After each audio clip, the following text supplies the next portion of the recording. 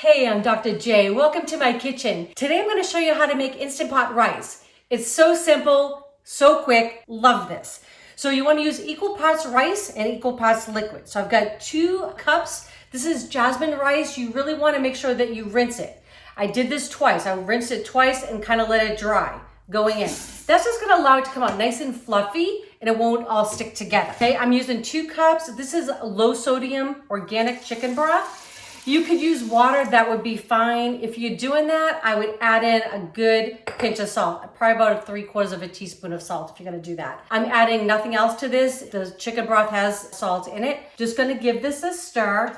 And I'm making a lot of rice. I mean, even though I'm cooking for just Eric and I today, rice freezes really, really well. So I'd love to be able to just pull it out of the freezer the night before and make a stir fry, and your dinner will come together just really quickly. Cover goes on. So 2 ingredients, rice, chicken broth.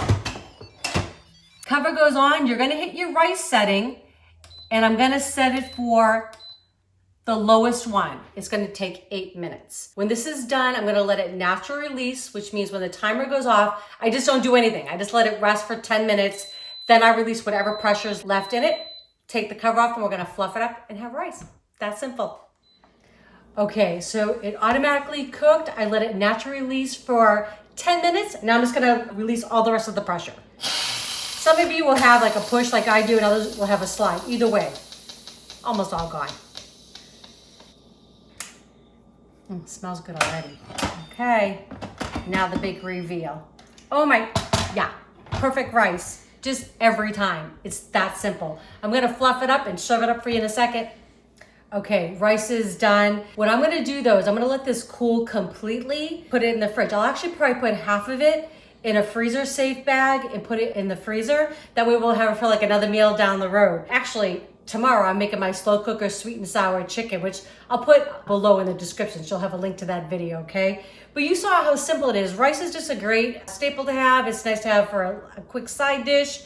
You saw how easy the Instant Pot makes it. And the great thing about the Instant Pot is you can set it and forget it. I like that because a lot of times I'm doing this when I get home from work or sometimes on the weekend when I'm trying to get other things done.